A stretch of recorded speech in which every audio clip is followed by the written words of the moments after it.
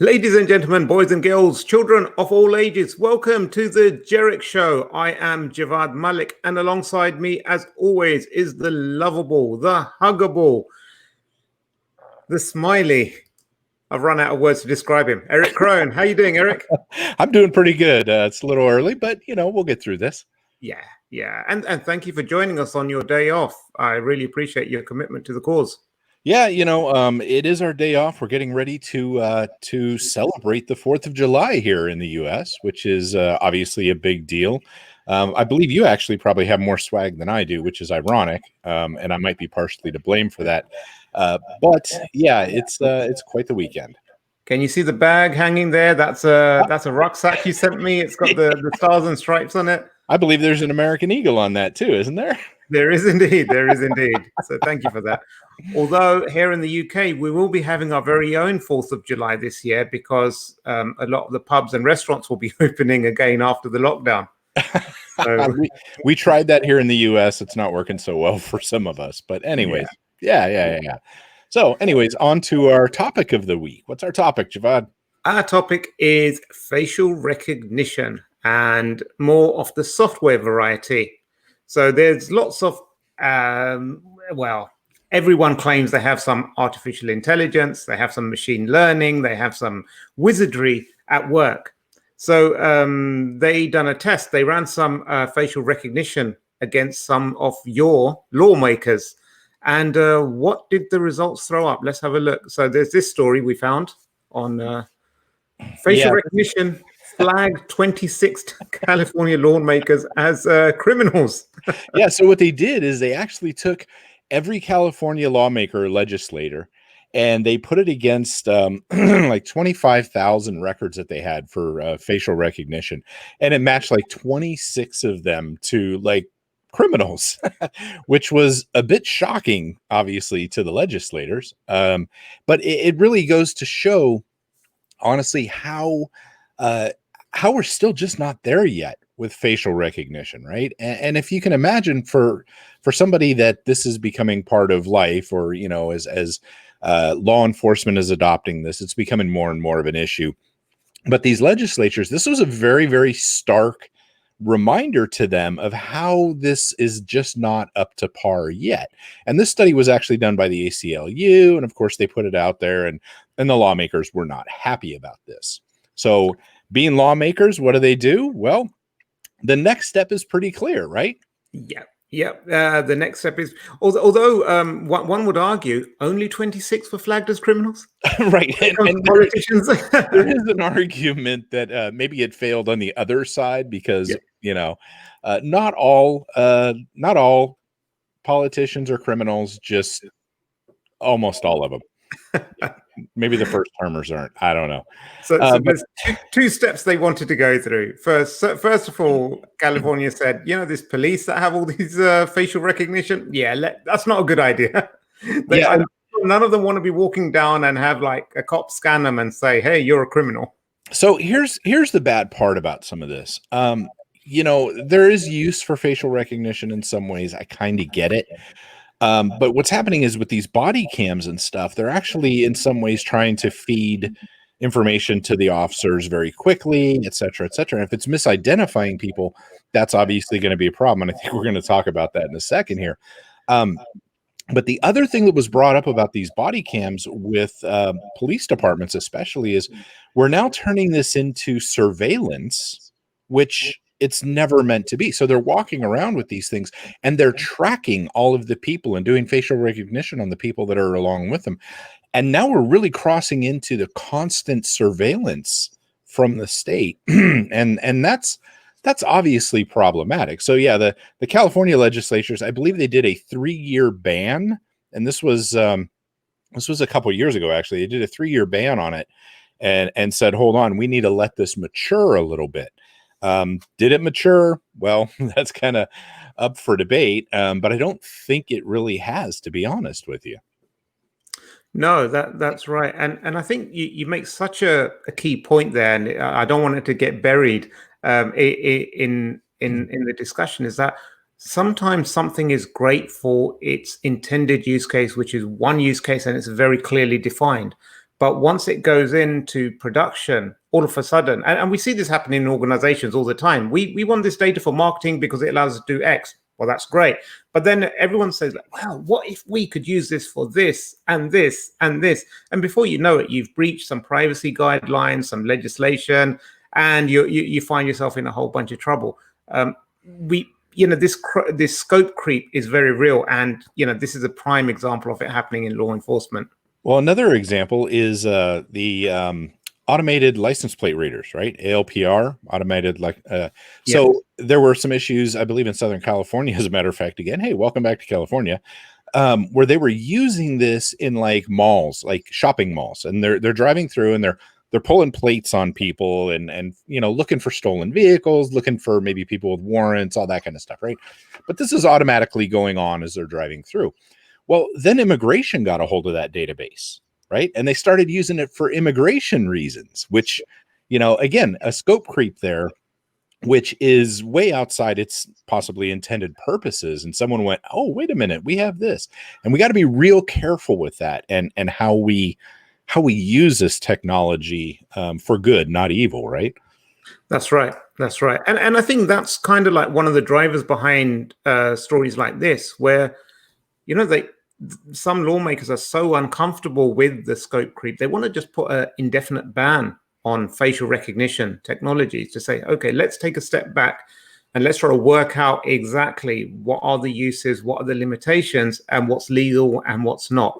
Because, things can get out of hand very, very quickly. Yeah. And interestingly enough, this one is actually from the federal level. And I did a media response on this one this last week or so, I think. But this is actually going up at the federal level. And, again, they're kind of going, wait a minute, there's some stuff going on. And this would actually affect all law enforcement agencies, all the way from the FBI using it for, policing purposes, all the way down to the local police departments, which is a pretty significant swing. When you're talking about banning that kind of stuff. Now, there were some exclusions that I've seen in some of this stuff, with these bans, where they could be used to do certain things for identification, but not necessarily, for the criminal stuff, and especially not in real time, like trying to give information to officers. Because again, that can get really dangerous really, really fast. It can. And speaking of things getting dangerous, you end up with situations that we heard of a couple of weeks ago. And let me just bring up the story. Facial recognition got it wrong, and an innocent black man got arrested.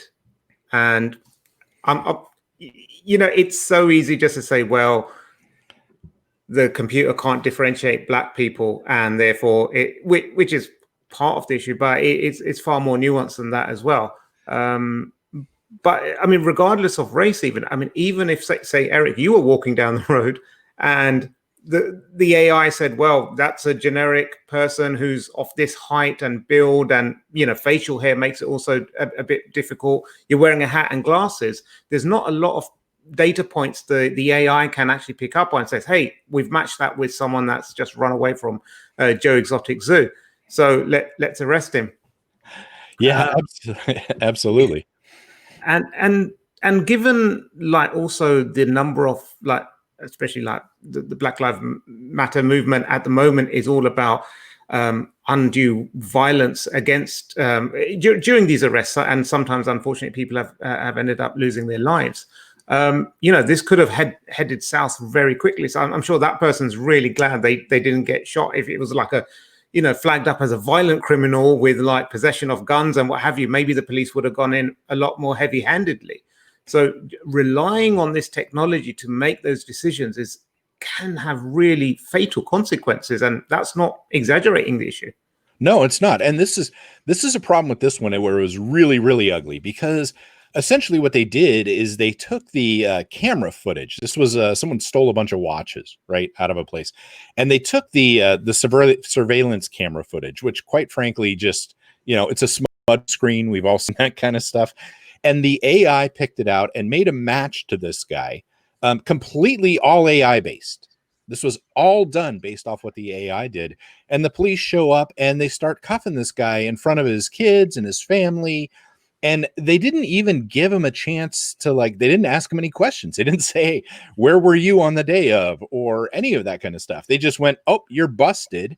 And I think the wife was going, what are you arresting him for? And one of the officers said, Google it. And so, I mean, seriously. And what it came down to was all of the major decisions on this were made by an AI based on a blurred photo that was taken from a video stream. And you know, how bad can it get? We know that AI has some serious flaws, especially with respect to women and people of color, right? And we see that over and over again, and the biases lead towards that, and it just fails miserably. I mean, it's bad enough for other people, but you know, when it comes to this, it fails miserably. It does indeed, and Cory Doctorow has written about this many times, years ago as well. And there was an incident he wrote about a few years back where AI was being used, and it picked up someone wearing a jacket in July, like a leather coat in July, and it flagged it as suspicious because that's nowhere. And I think it came to the conclusion this person might be a bomber or something. And so the poor guy was picked up, and he was subsequently cleared, but he found himself ended up on some watch lists, and that caused him a lot of trouble. I don't know what the situation is now, but whenever he was traveling, he would get pulled aside. I'm no stranger to that, but you find yourself getting pulled aside and questioned and indefinitely, and so there's a very real long-lasting implication. And imagine that guy, I don't know how old he was or whatever, but imagine in the future, imagine he's a young guy and in the future he wants to pursue a certain career and they're doing background checks and they come back as like, hey, you're on some terror watch list. No way are we going to be hiring you. So the impact of these decisions, we joke about it. Oh, the computer says no, but if we're devolving all responsibilities to the computer at this stage, whereas it's not really equipped for that. I mean, you take a look at the guy that died in the Tesla crash when he had it on autopilot and he was asleep at the wheel, literally. And because of the way the sun was coming in, apparently, and it mistook the side of a truck as a bridge, and it plowed into the side of it and killed him. This is the problem with AI. It makes these mistakes, and for the AI, there's no consequence, but for the people, there are some very real consequences. Yeah, and you bring a good point up. I mean, this is probably essentially cleared from his record after they cleaned all that stuff up, right? So it's not in a criminal record. But I'll tell you this: I have ridden with police departments before in the past. And when they pull somebody over, they check somebody, they actually look at the number of contacts they've had with this person before, right? So it may say 32 contacts, and you go, whoa, wait a minute. Okay, this person's been, so these things, even if it's not on a permanent criminal record, it could actually influence bias during those sorts of things too, because the deputy or the officer is probably going to treat someone with 32 previous contacts differently than someone with none. Yeah. And so even at that level, there's some issues that can happen. Okay, so let's begin wrapping it up, and let's bring it a bit more back to science stuff, or technology stuff, things that we're a bit more familiar with. So you brought this up. NIST tested facial recognition algorithm for racial bias, and Silicon Valley problems, I suppose. Again, when you have a bunch of coders who are developers who are all the same, they only test within their test environments. So talk us through this one. So yeah, I mean, it comes down to how are they training it, and what's being fed into the machine. But in this case, what they found is that it was 100 times better identifying Caucasians than it was people of colors or women, right? And that's significant. We've talked about all the issues with that. That was significant. I believe this was the AI from Amazon was the one that was tested here pretty significantly. But this really just outlines and really tells us that there are some big changes that need to happen before facial recognition is used in some of these larger capacities. And, you and I, we've had this discussion too. I believe that facial recognition is something that can be used for identification, like in the tech world, as opposed to authentication. In other words, you hold up your phone and it sees you. That's actually a low risk sort of thing most of the time, or some of the time, depending on what you're doing. That to me is actually even a gray area where you log in that. However, if something replaces, let's say, your username, but not your password. So your computer, you look at it in the camera and it goes, oh, okay, Eric, enter your password. That to me is acceptable because you still have that password piece, something you need to know, that other factor involved. But I'm not a big fan of using it strictly for authentication, which I'm seeing a trend of considerably more. And we've already seen, when the iPhones came out and they're doing the facial recognition, someone 3D printed their own head, held it in front of it, and bam, you're in there. Or from the other aspect, not to delve into law enforcement again, but there's issues where people have been, the police can just take the phone and put it in front of somebody and it unlocks automatically regardless, right? So there are some privacy implications to that are pretty significant as well. But again, seeing stuff like this, I have a hard time using it for authentication as opposed to identification in those contexts, if that makes sense.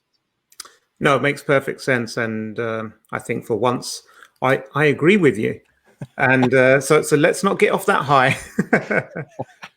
Thank you, everyone, for joining us. I hope you learned something. I've learned a lot. Thank you, Eric, for bringing those stories. The majority of them were contributed by you, all of them. Okay, let's be honest. You've done all the homework on this week's episode.